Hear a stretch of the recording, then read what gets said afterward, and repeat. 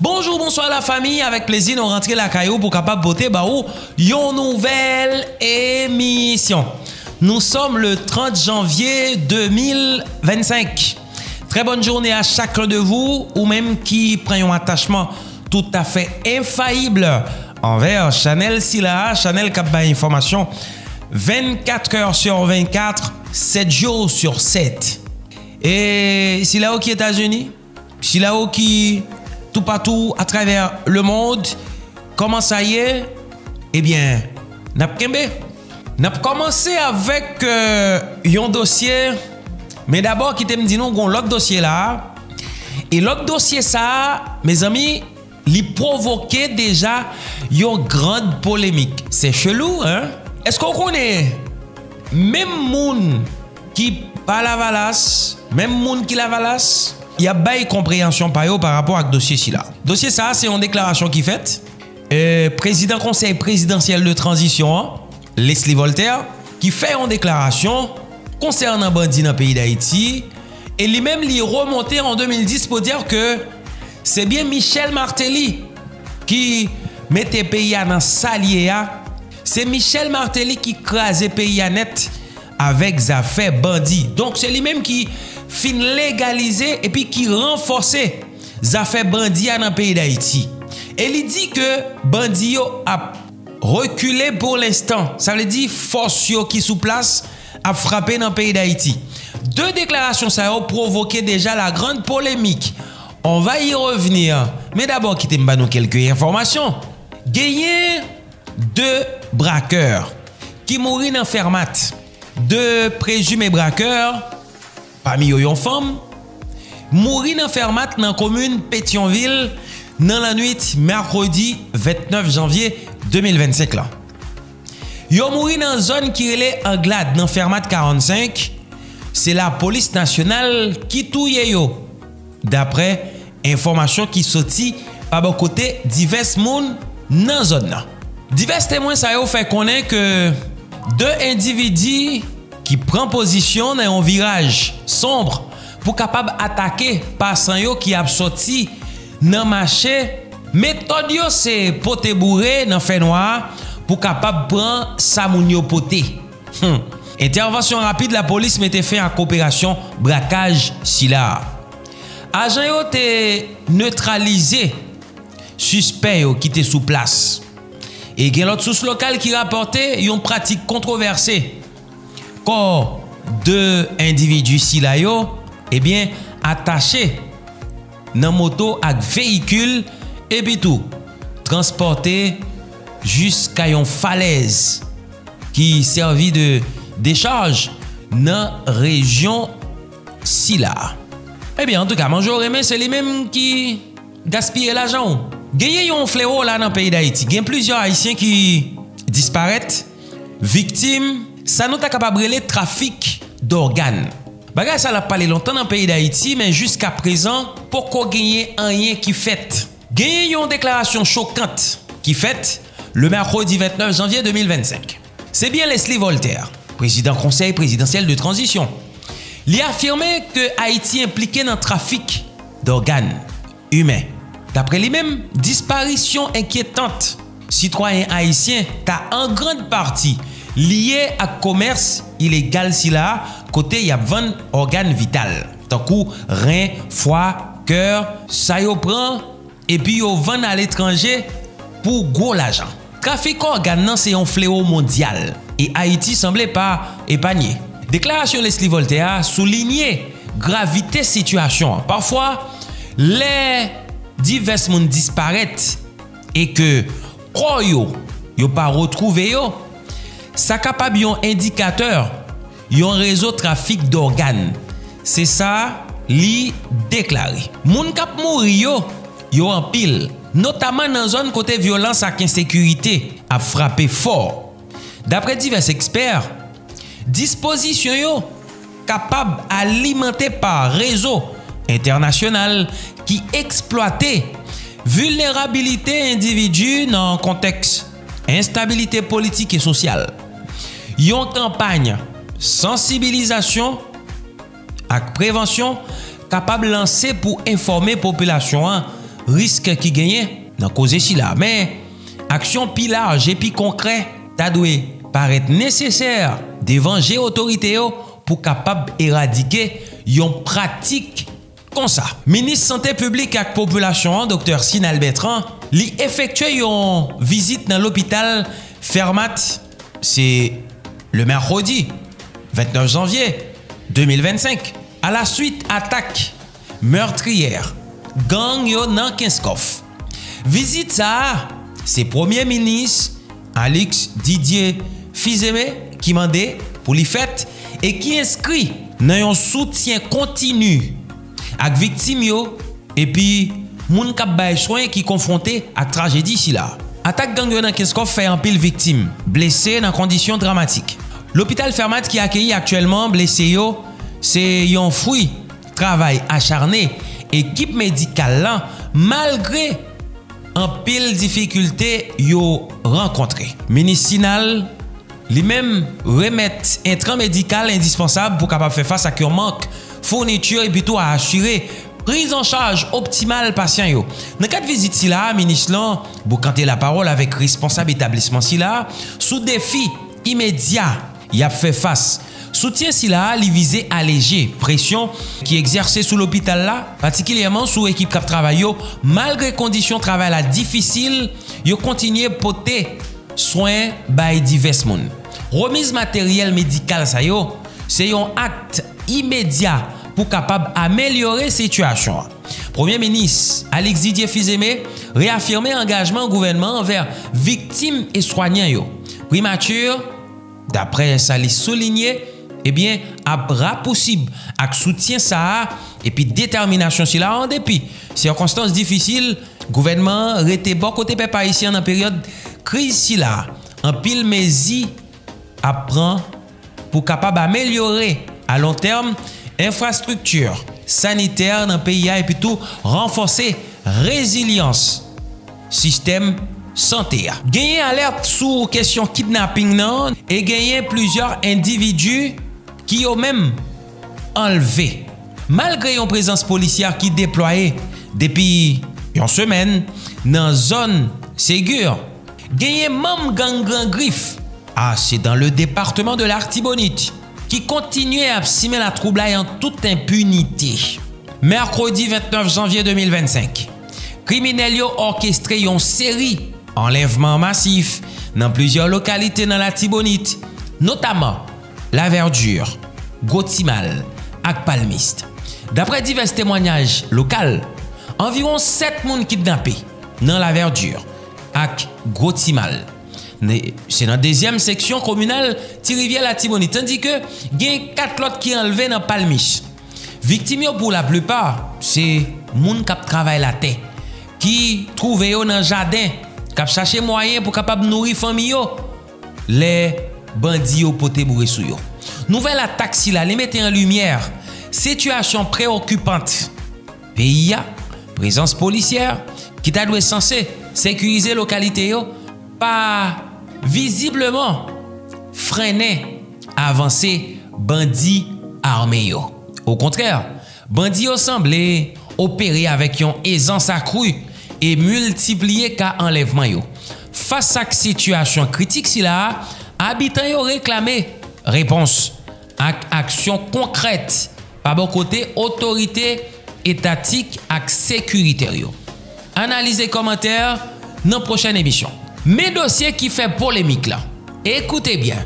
Leslie Voltaire, li pas suspend provoquer ça n'ta capable la grande polémique depuis li prend tête conseil présidentiel de transition. Gagné yon interview li accordé avec TV5 Monde, France 24 tout. Eh bien, Leslie Voltaire fouille pile dans tchaka bien fond. Leslie Voltaire obligé de dire vérité selon lui-même, c'est pas moi qui ai dit ça. Et finalement, l'on attendait, l'on dit ben c'est chelou quoi. Leslie Voltaire a accusé publiquement ancien président Michel Martelly nan qui ça. Tendez bien, ça nous pral dire là. Pendant une interview li bay TV5 Monde, mercredi 29 janvier 2025 en France. Leslie Voltaire, président conseil présidentiel de transition, et représentant mouvement Lavalas dans instance si là, li accusé ancien président Michel Martelly qui à l'origine monté gang yo dans le pays d'Haïti dans l'idée pour capable gain emprise li sous pouvoir à dans pays là. Discours ça ou bien parole ça yo alimenter tension entre différents acteurs politiques et peuple haïtien qui déjà préoccupés par situation sécurité, manque gouvernance stable.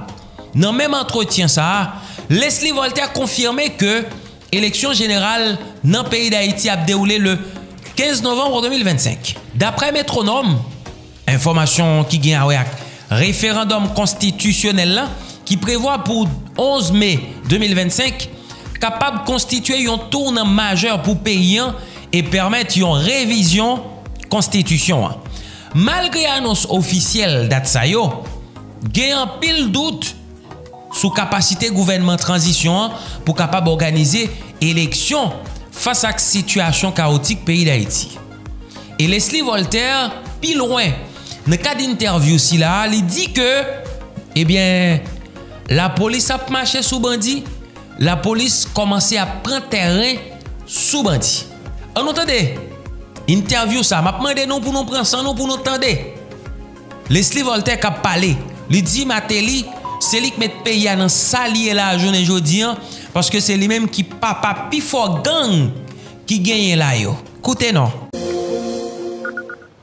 2025, l'année qui débute, marque à la fois les 15 ans du terrible séisme dévastateur en Haïti et le bicentenaire de la dette imposée par la France à son ancienne colonie. L'année de tous les dangers aussi pour Haïti, pays francophone des Caraïbes, en plein chaos où les gangs font régner la terreur. Ils contrôlent la quasi-totalité de la capitale Port-au-Prince. Nous recevons ce soir Leslie Voltaire, président du Conseil de transition de la République d'Haïti. Bonsoir, Monsieur le Président. Soyez le bienvenu sur TV5 Monde. Vous venez tout juste d'être reçu par votre homologue français à l'Élysée, Emmanuel Macron. Comment s'est passé l'échange? Quel message lui avez-vous délivré? Et que vous a-t-il dit? Bonsoir à tous les téléspectateurs de TV5. Et le président a été très cordial. Et nous avons évoqué les problèmes et les difficultés que traverse mon pays sur le point de vue de la sécurité, sur le point de vue de la réforme constitutionnelle, sur la conférence nationale, le référendum sur la Constitution, les élections qui doivent se tenir en novembre prochain. Élection présidentielle. Élection présidentielle, parlementaire et municipale. La date est fixée? La date est fixée pour autour du 15 novembre. D'accord. Mais on doit passer le pouvoir à un gouvernement élu, légitime, le 7 février 2026. Et que vous a dit Emmanuel Macron? Eh bien, il a été très attentif aux problèmes de sécurité. Il a promis de renforcer le blocus pour éviter le trafic de drogue entre la Colombie et Haïti, un blocus qui se fera avec les forces navales colombiennes sur demande du président Petro. Et il a aussi parlé de renforcer l'aide en sécurité, en éducation, en énergie et en reboisement de l'environnement. Et aussi, sur ma suggestion, d'aider à former un corps civique qui inclurait les enfants soldats, les jeunes qui sont au chômage pour aller et aider au reboisement du pays. Quand vous dites les enfants soldats, ce sont les enfants enrôlés dans les gangs armés, ce notamment sont les enfants des rues qui ont été enrôlés et qui sont exploités par les gangs et qui servent de bouclier humain aux gangs. Comment expliquez-vous, Monsieur le Président, qu'en Haïti, ces gangs armés soient aussi puissants au point de contrôler désormais, on le dit depuis maintenant des mois, une grande partie de Port-au-Prince?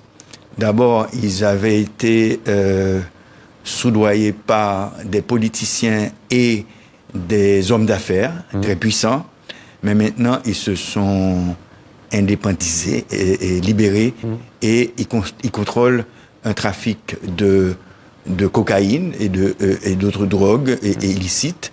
Ils contrôlent un trafic de munitions et d'armes. C'est un trafic très lucratif. Et ils font aussi un trafic d'organes. Trafic d'organes? Oui. C'est-à-dire? C'est-à-dire qu'ils tuent des gens et enlèvent leurs organes et les exportent vers l'étranger. Comment Haïti a-t-il pu en arriver là? Eh bien, c'est depuis le tremblement de terre. On a eu un effondrement de l'État. Ensuite, on a eu une présidence qui a légalisé les bandits. Et d'ailleurs, qui avait un slogan de bandit légal et qui s'est associé aux bandes armées et qui ont contrôlé le pays. La présidence, dites-vous, a légalisé ces gangs armés? Oui, c'est bien ça. Sous quelle présidence? Michel Martelly, l'artiste. Ouais. Pourquoi? Pour contrôler le pouvoir. Pour avoir un pouvoir de milice qui contrôle le pays. Ça, Michel Martelly, ancien artiste, vous l'avez dit, il a toujours nié? Bon, il a toujours nié, mais les Américains et les Nations Unies l'ont mis comme un associé au gang et ont sanctionné. Le 7 juillet 2021, Leslie Voltaire, le président haïtien Jovenel Moïse, était assassiné chez lui par un commando. Cette tragédie a-t-elle aussi précipité la crise généralisée politique, sécuritaire, économique? Oui, tué par un commando d'anciens militaires, de vétérans colombiens. Ça s'est avéré désormais? L'enquête l'a prouvé? Ils sont en prison, il y a une vingtaine qui sont en prison et qui étaient associés aussi à des policiers haïtiens qui sont aussi en prison. Juste avant que la question m'échappe, parce que nous-mêmes dans nos journaux, nous parlons beaucoup de Port-au-Prince. On sait peu de choses sur les campagnes en Haïti. La situation y est moins violente? La situation est calme dans 8 régions géographiques qu'on appelle les départements géographiques. On en a 10 départements. Et dans la zone métropolitaine, tout le monde dit 85%, mais je pense que c'est moins que ça.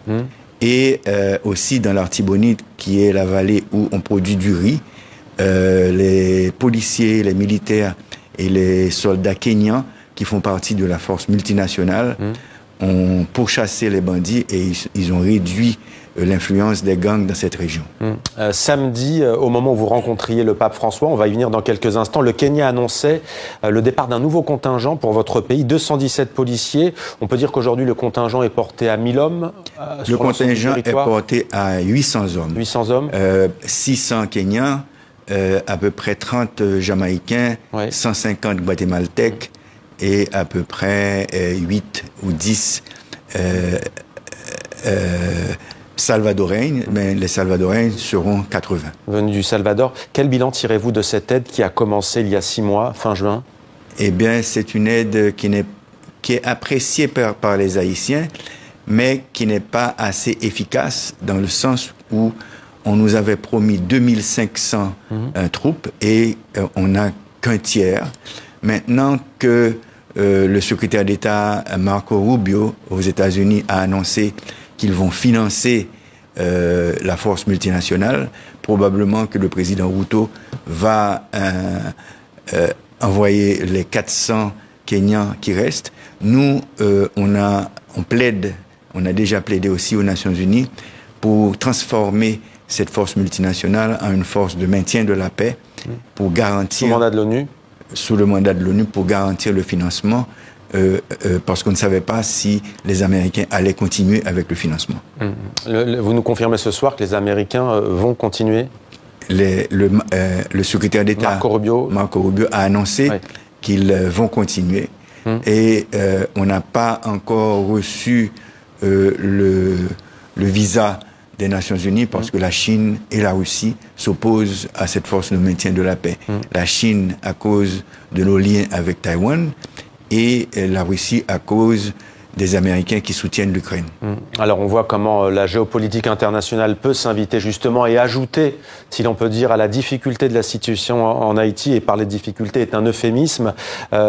Vous avez évoqué des responsabilités intérieures, vous avez cité un ancien président tout à l'heure. Est-ce que selon vous, il y a aussi une part de responsabilité d'autres pays? On parle de la France, ancienne puissance coloniale, ou encore des États-Unis? Je pense que... Je le disais, hein, c'est le bicentenaire de la dette qui avait été imposée par la France et qui avait mis à genoux Haïti. D'accord. Je pense qu'aux États-Unis, c'est très facile d'acheter des armes de guerre. La diaspora haïtienne, avec d'autres personnes aux États-Unis, peuvent acheter des armes et des munitions et les envoyer à travers la République dominicaine. Et comme la frontière est poreuse, ces munitions et ces armes atteignent le territoire haïtien. Et aussi les anciens militaires colombiens, ils font un trafic d'armes et de munitions et de drogue qui vont aussi en Haïti. Donc il y a cette raison. S'agissant de la France, est-ce que vous, en tant qu'ex-puissance coloniale, vous avez été satisfait par ce que vous a dit Emmanuel Macron? Est-ce que vous attendez plus? Est-ce qu'il faut une réparation, par exemple, s'agissant de cette question de la dette? Il faut dire que c'est le président Macron qui a évoqué la dette, et que nous appelons la rançon. Et, la rançon et la réparation.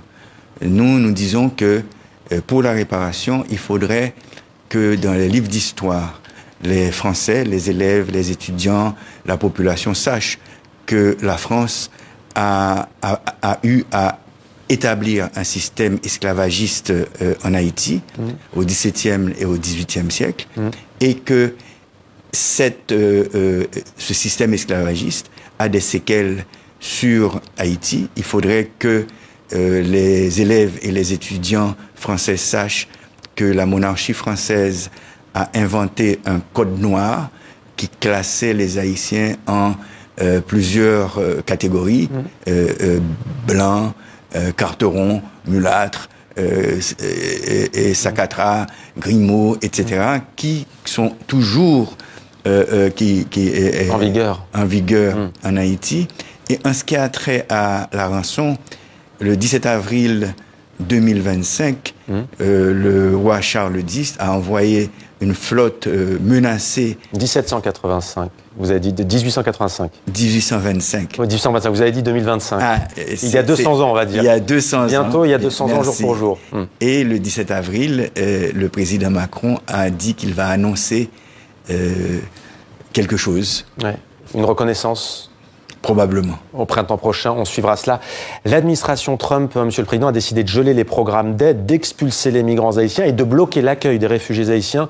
Vous parlez de mesures potentiellement catastrophiques. Concrètement, pourquoi? Quelles conséquences? Oui, on a à peu près 200 000 Haïtiens qui ont bénéficié d'un programme du président Biden pour aller s'installer pendant 2 ans et travailler et envoyer des transferts d'argent en Haïti.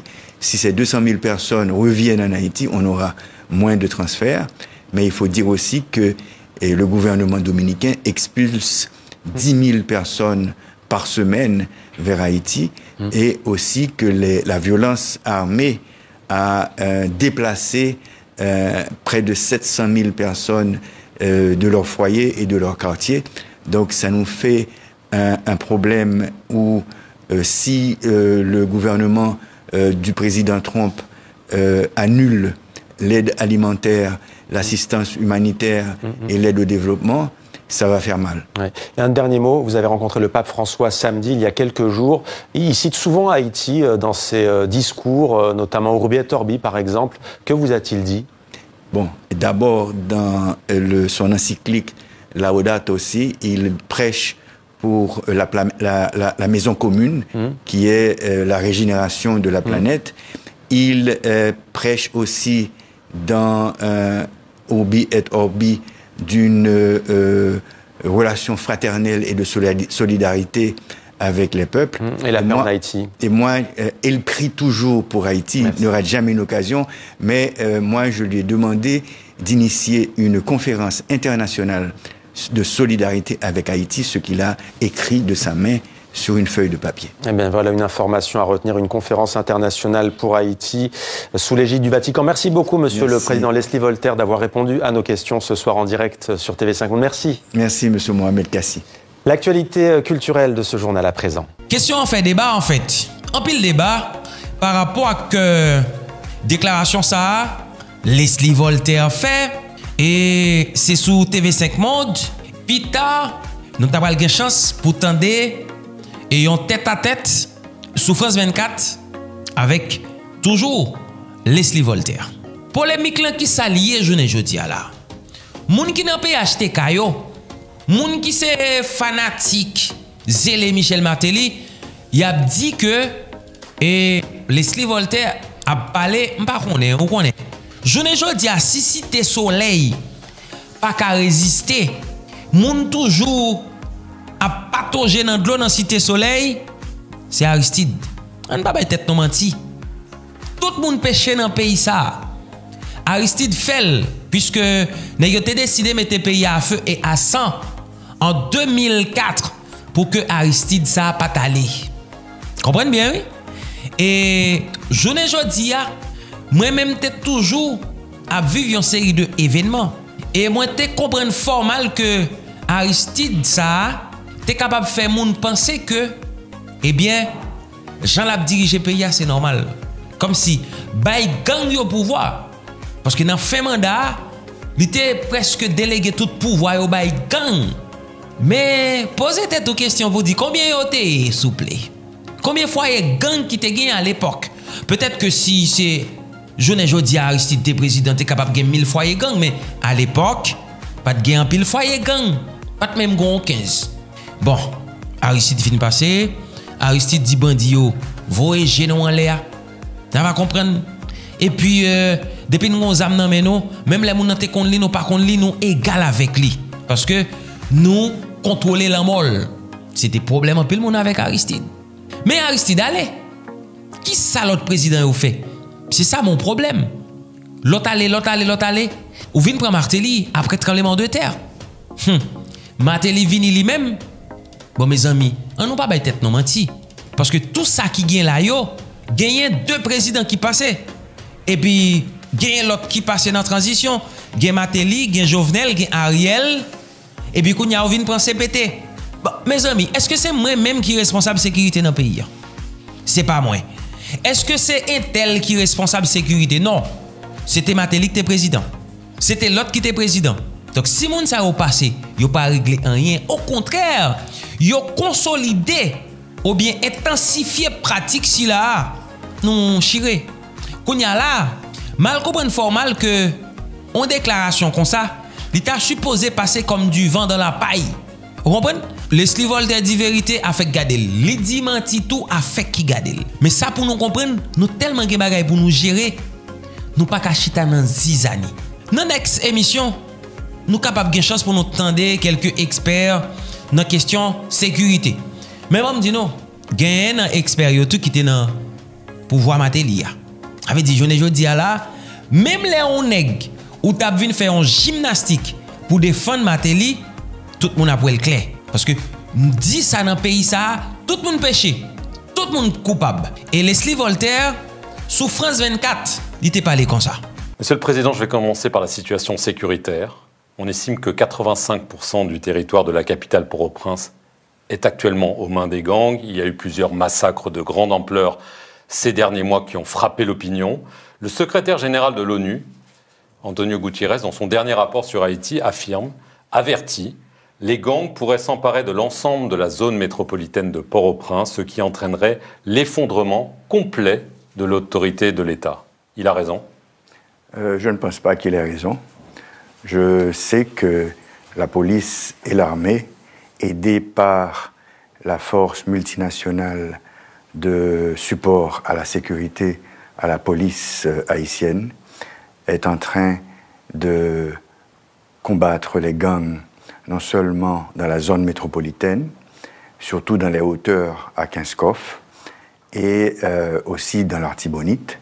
Je pense que avec l'annonce du secrétaire d'État Marco Rubio, qui dit qu'il ils vont continuer à financer la force multinationale. On a eu un apport de 200 Kenyans en plus, de 80 Salvadoriens et de 150 Guatémaltèques. La police va refouler les gangs et on va arriver à les isoler. On nous avait promis 2500 troupes. Nous sommes en train de former des militaires et des policiers. Il y a 3 semaines, on a eu la graduation de 739 policiers en plus. On a un apport en matériel létal des États-Unis et de la France. Je pense que les gangs sont en train de reculer sur certains fronts. Ils attaquent sur d'autres fronts, mais je pense qu'on va avoir une sécurité beaucoup plus prononcée dans la zone métropolitaine. Monsieur le Président, vous parlez de cette mission internationale d'appui à la sécurité. Vous le dites, 800 hommes sur 2500 espérés, ça fait tout de même une très grande différence. Et pour l'heure, au risque de vous contredire, les gangs ne reculent pas. Les gangs ont reculé sur Delma 2, les gangs reculent dans l'Artibonite, ils attaquent sur d'autres fronts, et en plus, non seulement on a 8000 policiers, on a 1 200 000 soldats, et maintenant la force multinationale va augmenter. Et ces effectifs vous semblent nécessaires, suffisants en l'état? Ils ne sont pas suffisants. Je pense qu'on est en train de faire du lobby pour augmenter les effectifs. Et la population s'est alliée à la police. Et ils ont commencé à faire des travaux de légitime défense sur les bandits. Et c'est une guerre qu'on a lancée.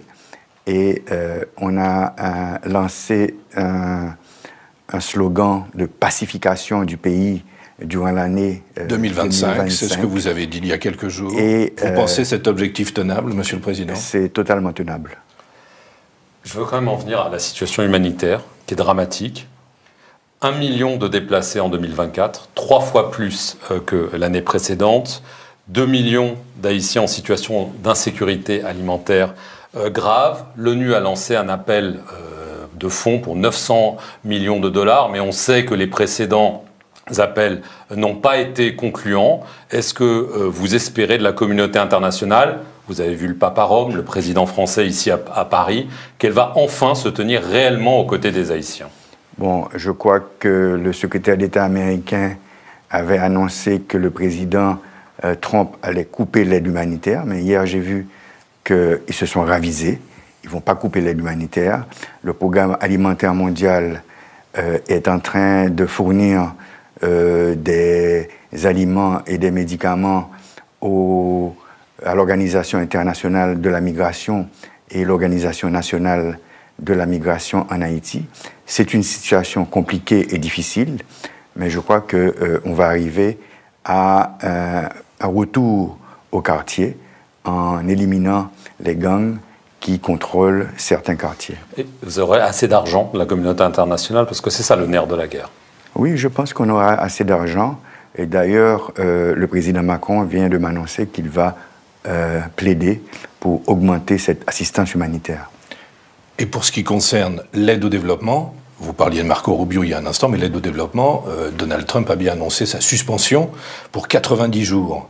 Est-ce que vous craignez les conséquences concrètes pour Haïti dans les semaines qui viennent, de façon très directe et très concrète? Oui, je crains et je dis que ce serait catastrophique. Et est-ce que vous ressentez déjà ces conséquences? Non, pas encore, puisque ça fait à peu près 3 jours qu'il a annoncé ça. Mais je vois que le secrétaire d'État Marco Rubio, il a contredit presque le président Trump en disant que l'aide alimentaire allait continuer en Haïti. L'aide alimentaire, ce n'est qu'une partie de l'aide au développement. Oui, je sais ça, mais on est en train aussi de travailler avec le FIDA, que j'ai rencontré à Rome, et avec certaines ONG comme le San Egidio à Rome aussi. Et aussi, nous sommes en train de parler à la Banque mondiale, aux Nations Unies et à à la Banque interaméricaine de développement pour augmenter cette aide au développement.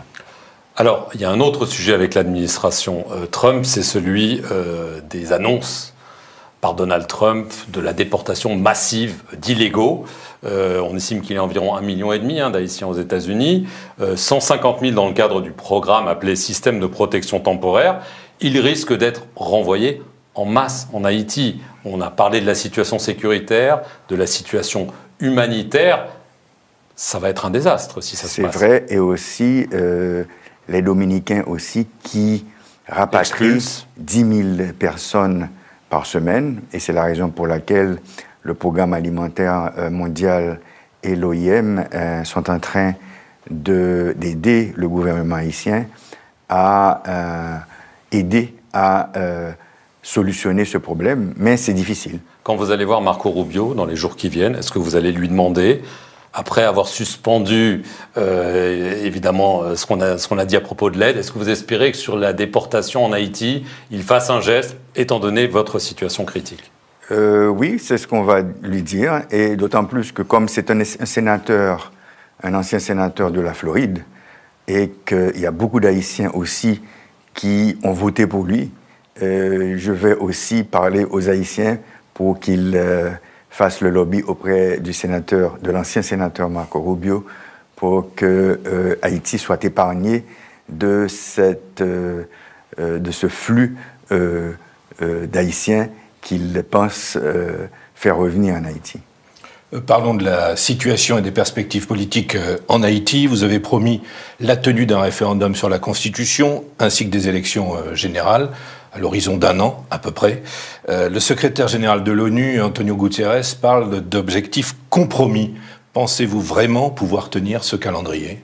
Je pense que oui, on peut tenir ce calendrier. On espère que vers la fin avril, vers la mi-mai, on aura un référendum sur la Constitution, et à partir de ce référendum qui dira quelle sorte de conseil électoral on aura dans la nouvelle Constitution, qu'on pourra commencer avec les joutes électorales. On espère que les élections se feront vers la mi-novembre et le deuxième tour vers la mi-janvier, pour qu'enfin, le 7 février, on ait un gouvernement légitime. C'est très rapide quand on fait le constat de la situation sécuritaire aujourd'hui. Mais il faut dire que la situation sécuritaire se trouve surtout en zone métropolitaine et aussi dans un quart de la région de l'Artibonite, qui sont les régions les plus peuplées. On ne peut pas oublier Port-au-Prince. On ne va pas oublier Port-au-Prince. Moi, je pense qu'on aura des élections dans 8 départements qui sont libres de gangs. On aura des élections dans l'Artibonite qui, à un quart, est contrôlée par les gangs. On aura des élections dans la moitié de Port-au-Prince. Les gens qui vivent dans les zones contrôlées par les gangs pourront aller s'inscrire dans les zones qui sont libres et voter dans les zones qui sont libres. Mais je dois dire aussi que la dernière élection, le président Jovenel Moïse avait réussi avec 500 000 électeurs. Maintenant, on a à peu près 7 millions d'électeurs. Si les élections se font avec 5 millions d'électeurs, le gouvernement légitime, le président ou la présidente, les sénateurs, les députés ou les maires seront beaucoup plus légitimes que le conseil présidentiel que je préside. Monsieur le Président, d'un mot sur cette question, ça veut dire que tous les Haïtiens ne pourront peut-être pas voter, tous ceux qui le veulent, et qu'on ne pourra pas voter partout. Ça, c'est un état de fait que vous admettez d'ores et déjà? J'admets d'ores et déjà, et j'admets aussi qu'on va essayer de faire voter les Haïtiens qui se trouvent en diaspora pour augmenter le taux de participation, et j'admets aussi que ce sera beaucoup plus légitime qu'un conseil présidentiel qui est issu d'un accord politique. C'est une légitimité sociale et politique, mais ce n'est pas une légitimité électorale. Alors, vous parlez de la légitimité de ce Conseil. Il y a justement un scandale de corruption qui éclabousse 3 de ses 9 membres, accusés d'avoir voulu extorquer le directeur d'une banque. Je crois comprendre qu'il y a eu des pressions des États-Unis, d'autres pays alliés pour que vous les fassiez partir de ce Conseil de transition. Pourquoi est-ce que vous les gardez avec ce soupçon de corruption aujourd'hui? Vous avez bien dit, c'est une tentative de corruption. Ils sont devant la justice et on n'a pas de provision légale dans cet accord politique pour les expulser du Conseil. Ils sont devant la justice, c'est la justice haïtienne qui doit trancher, pas nous-mêmes. Et donc vous n'allez pas les mettre dehors? On n'a pas de provision légale pour le faire. Pour refermer cet entretien, vous avez rencontré ce mercredi le président français, Emmanuel Macron. Est-ce que vous lui avez parlé de la restitution de la dette d'indépendance? Pour ceux qui nous écoutent en un mot, 1825, la France du roi Charles X avait exigé d'Haïti des indemnités au moment de l'indépendance. Est-ce que vous avez demandé à votre homologue le remboursement? Ce n'est pas moi qui ai demandé, c'est lui qui a commencé à parler de la restitution. Et qui vous l'a proposé? Et de la réparation. Et il a dit que le 17 avril, qui marquera le bicentenaire de cette rançon, il va faire une déclaration. Et vous pensez que ce sera une déclaration dans le sens d'une restitution? On parle de 525 millions d'euros? On n'a pas parlé d'argent, on a parlé de principe, d'une déclaration et qu'on va voir ensemble. Donc les relations sont bonnes aujourd'hui avec le président français? Sont très bonnes et très cordiales. Vous avez oublié les mots lâchés en novembre dernier qui s'adressait aux membres du Conseil présidentiel de transition? On n'en a pas parlé et je pense que ce n'était pas de bon ton d'en parler. Merci, Monsieur le Président. Merci. Et merci de nous avoir suivis sur nos deux chaînes, RFI et France 24. On nous campé là. N'a tourné pour nous faire débat encore sous dossier si là parce que Jean-Moi est parti avec lui là. Son dossier qui commençait à faire un pile débat dans la société. Mais n'a songé. Qu'est-ce qui te dit parole ça? Il me l'a rébu. Il dit que ouais ça qui dans pays là, il y a 5 moun. Si on y prend plume nan yo, mettez-le sous papier, yo dit non. La paix. Et puis après toute bagaille douce, gang va attaquer moun encore et moun yo a vivre à l'aise, pas de kidnapping, pas de craser brisé, mais moun sa yo gen les poko vle éprouver ça n'ta capable de mansuétude pour peuple haïtien qui a souffri. Et voilà, merci la famille. Comme toujours, un maximum de commentaires, un maximum de partage. Je dis à mes amis proches pour capable abonner à la chaîne ici là. Et puis, pas oublier nos petits pouces bleus pour nous dire que vous appréciez le travail. Puis après, qu'est-ce qu'on dit? À la prochaine!